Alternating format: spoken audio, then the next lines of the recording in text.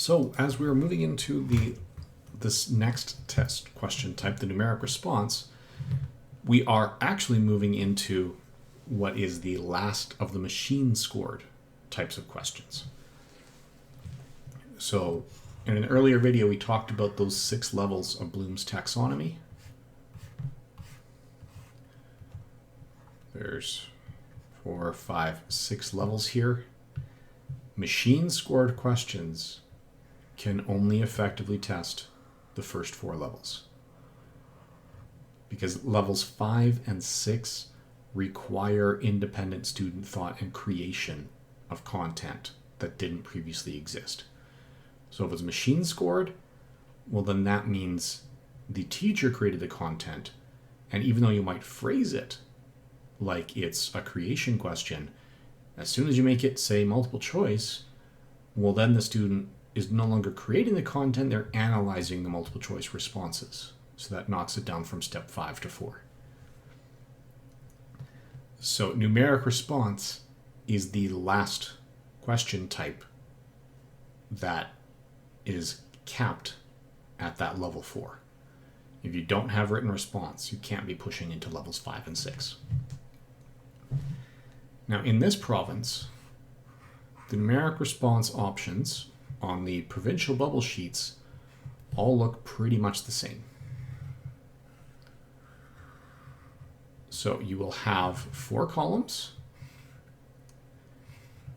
and some columns will have 10 bubbles,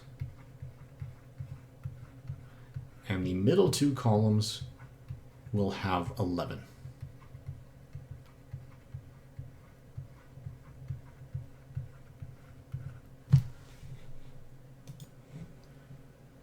So all columns will have bubbles for 0, 1, 2, 3, 4, down to 9. The middle columns will also have bubbles for decimal places. So if your answer is 1.23, well, then you'd fill in the bubbles for 1, decimal, 2, and 3. Now be very careful. It is not at all uncommon for students to write 1.23 in the boxes, which you absolutely should do. It helps keep things straight and regular and organized. But then they forget to fill in the matching bubbles, or fill in different bubbles than the numbers they have up here. The scannable sheets that do the automatic marking don't care about what you have up here. They are only looking at these boxes down here. So make sure these boxes are right more than anything else. Another thing you really have to watch is that you're using the right number of decimal places and the right number of digits. It's not at all uncommon in science to have questions which only have 2 significant digits. So say you have, well, I'm going to make this a decimal for now. So 36 times 1.2. You work this one out, you can get that 3-digit answer. Right, your 36 times 1.2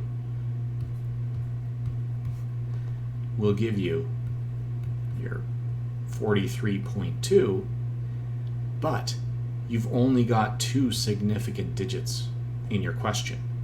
So while you're tempted to fill it out as 43.2, which fits perfectly in the boxes, that would be wrong, because you only have 2 digits to work with for significant digits, so you can just put in 43. Now, when I was in high school, you absolutely had to start from the left-hand column. So if you did it as blank, blank, 43, it would be wrong, even though you had the 43 picked. Today's Scantrons are much more intelligent, so they will accept multiple right answers, so they are programmed to accept 43 on the left, 43 in the middle, or 43 on the right, but it still must be a continuous 43. You can't do a 4 here and a 3 there. If there's any spaces between them, it'll still be wrong. So at least for the provincial level Scantrons, they are much better. If you're doing school level Scantrons or websites, that will depend on the quality of the website in terms of what's going to work best for you. Another really common question type with these is, say you get an answer a dot bc times 10 to the d, and when they're asking you to fill these in, each letter is a box. So if your answer is 1.23 times 10 to the 4, then you don't put in the decimal, you don't put in the 10, you don't try to round anything, you don't write outside the box to make it all fit. Your answer is just going to be 1, 2, 3, 4. And you fill in the bubbles accordingly. Because they've said, this is the format, so now give us A, B, C, D. So anytime they start specifying formats in the questions, you have to pay attention to that. You will also find them specifying units, particularly in physics, because they could be asking you for a distance to 2 decimal places or to 2 significant digits. And if the question says answer in centimeters, then 43 would be correct. If the question says answer in meters, well, then you need to have 0.43 in your box to be correct. So multiple or numeric response really depend on the units. So you have to pay very close attention to the instructions with numeric response. They are very nice from a teacher's perspective because it's much harder to give a correct answer just purely by guessing. Because you don't have a 1 in 4 or 1 in 5 chance like you do in multiple choice.